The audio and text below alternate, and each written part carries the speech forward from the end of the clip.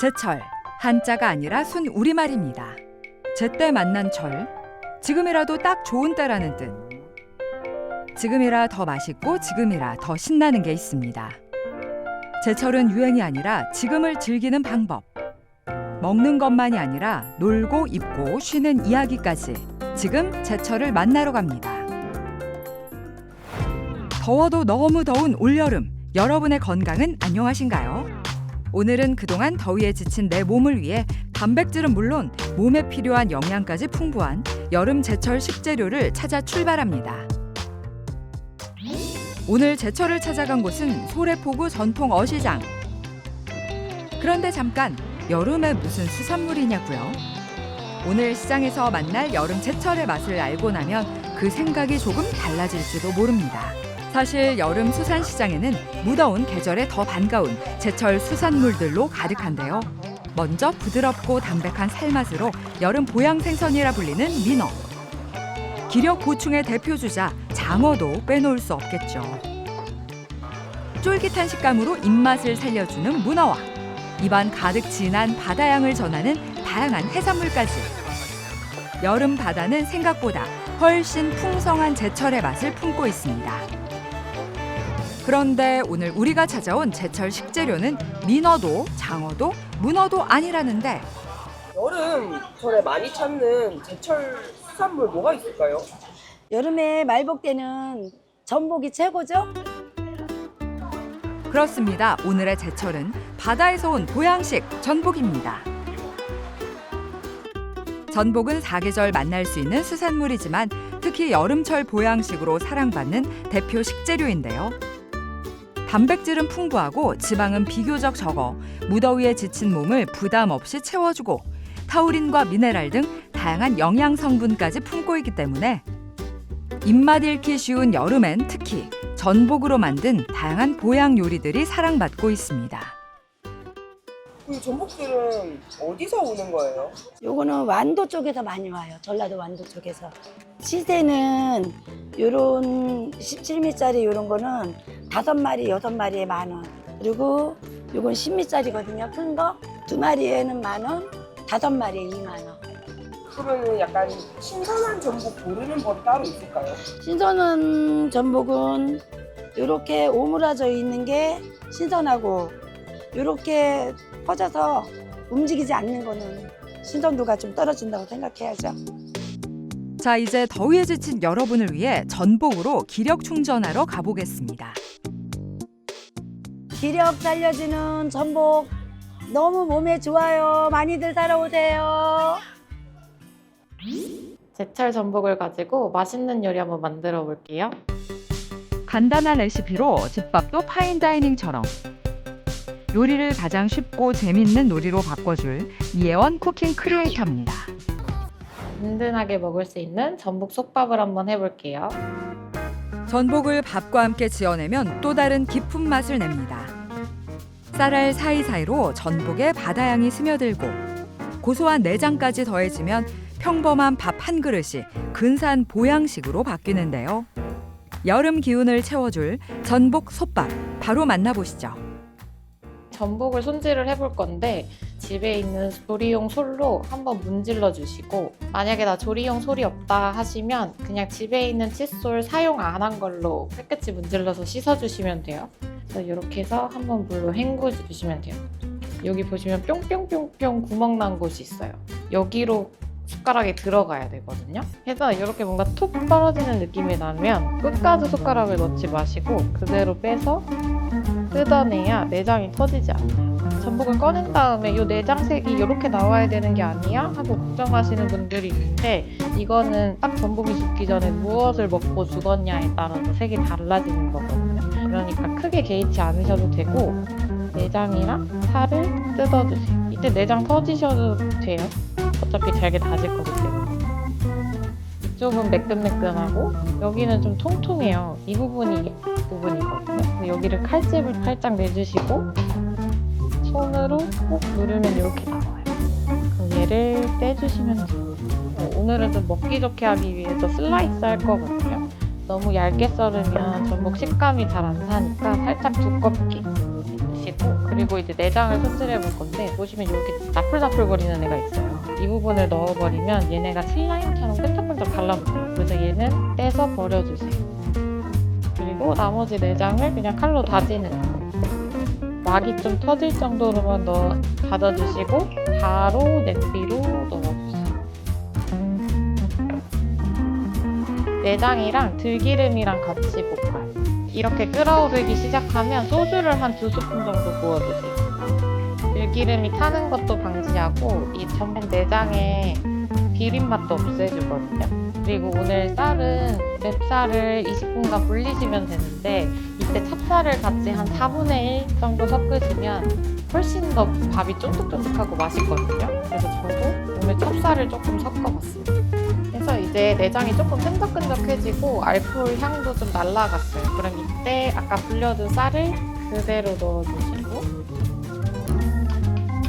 쌀이 지금은 하얀색인데 내장 색깔이 머금을 때까지 볶아주시면 돼요. 이제 쌀의 색이 좀 녹색으로 변했을 때 간장을 반 스푼만 넣고 다시 한번 볶아주세요.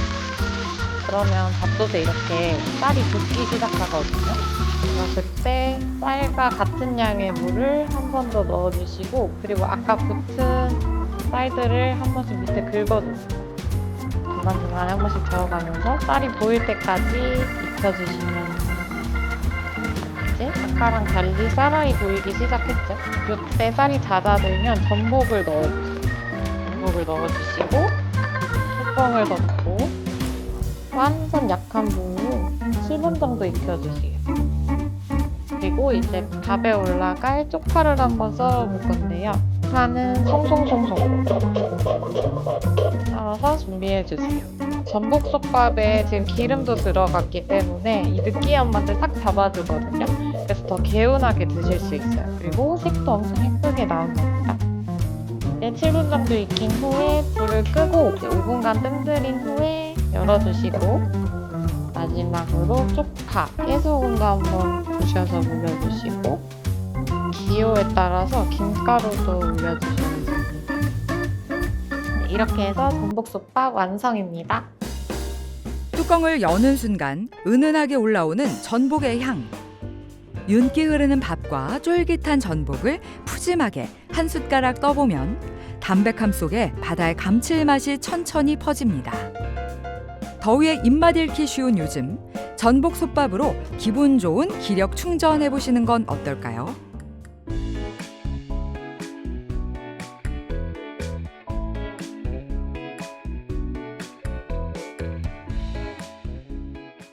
네, 이번에는 집에서 반찬으로 먹기 좋은 전복 조림을 한번 만들어 볼게요.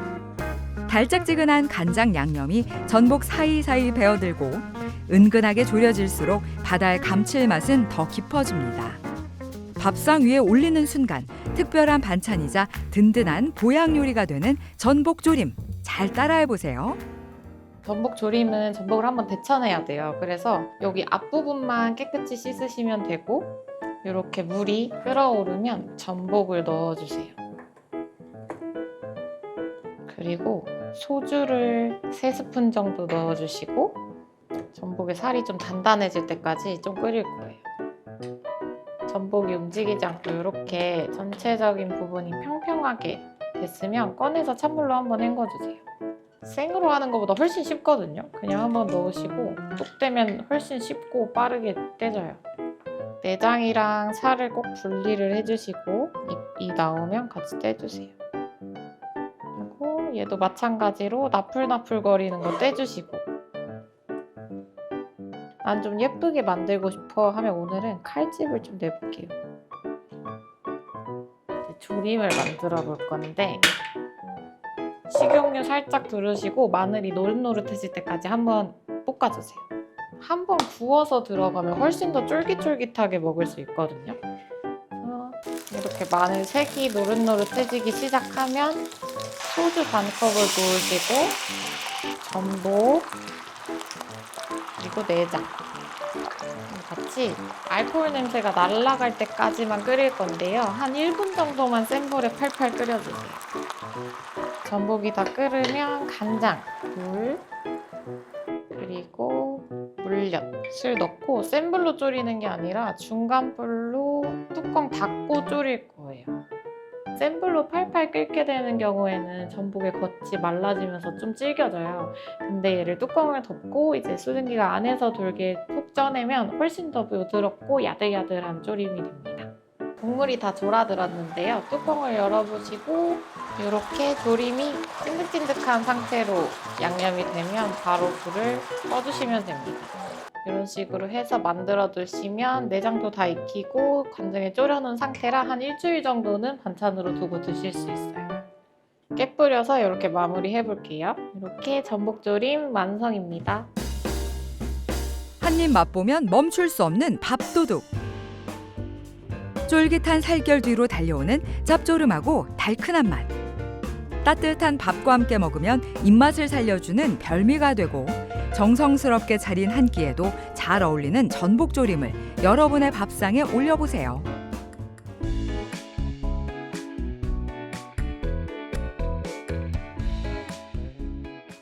종이 오일에 해산물을 감싸서 와인이나 아니면 올리브 오일 같은 걸 넣어서 감싼 다음에 오븐에 구워낸 요리를 파피오트라고 해요. 근데 원래 보통은 생선으로 많이 하는데 오늘은 전복을 가지고 한번 만들어 볼게요. 이번에는 전복을 조금 더 색다른 방식으로 즐겨봅니다. 종이 포일 안에 전복과 채소, 향긋한 재료들을 함께 담아 뜨거운 열로 천천히 익혀내면 재료의 향과 수분이 그 안에 고스란히 갇힌다는데요. 프랑스식 찜 요리로 만나는 전복의 특별한 변신, 전복 파피오트 함께 만들어 보겠습니다.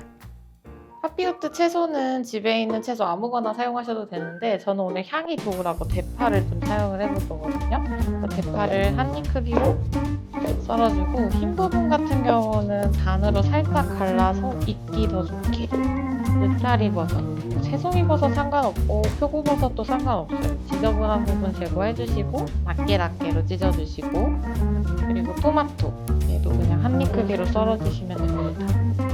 그리고 레몬도 향을 내주는 역할이기 때문에 두껍게 썰기보다는 슬라이스로 중간중간에 들어갈 수 있게 이렇게 썰어주시면 되고 전복은 이번엔 껍질까지 사용할 거라 이 뒷부분도 한 번씩 깨끗이 씻어주시겠습니다. 전복까지 이렇게 준비가 완료가 됐고 파피오트가 될 그릇을 한번 만들어 볼 건데 종이 오일을 2장 정도 이렇게 겹쳐주세요. 그리고 반 접어주세요. 이래야지 하기가 편하거든요. 하고 얘를 이제 캔디 모양처럼 접어줄 거예요. 한쪽만 일단 먼저 잡아주시고 그 다음에 여기 안쪽으로 전복, 토마토, 버섯, 대파, 그리고 레몬 넣으실 때 웬만하면 전복 위에다 올려서 향이 좀 잘 전달되게 놔두시고 나머지 반대 방향을 접어주세요. 그러면 이 종이 오일이 그릇이 되는 거예요. 오늘은 화이트 와인 대신 미립을 한번 넣어볼 거거든요. 아무래도 전복이 생선보다는 조금 더 해산물 향이 좀 짙기 때문에 약간의 단맛을 더해서 짠기를 빼주는 거예요. 그래서 미립 넣어주시고 그리고 올리브유 소금도 한 꼬집만 살짝 채소에 간되게 채소 쪽으로 해주시면 돼요. 그리고 마지막으로 후추까지 뿌려서 잘 여며주세요.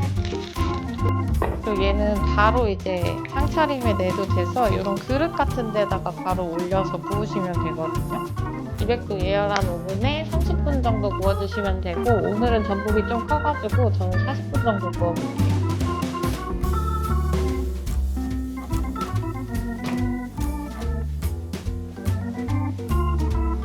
이렇게 전복 파피오트 완성입니다. 포일을 여는 순간 따뜻한 김과 함께 전복의 은은한 향이 피어오릅니다.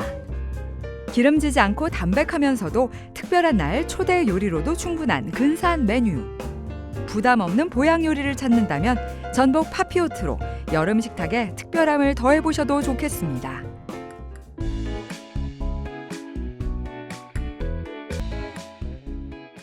오늘 기력에 좋은 전복들로 맛있는 요리를 한번 만들어 봤는데요. 오늘 만든 레시피는 OBS 매거진 톡톡 게시판에 올라와 있으니까 여러분도 한번 만들어 보세요.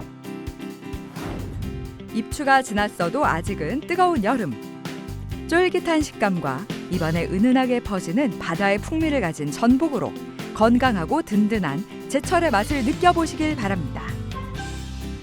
제철 만났네 다음 제철로 또 만나요.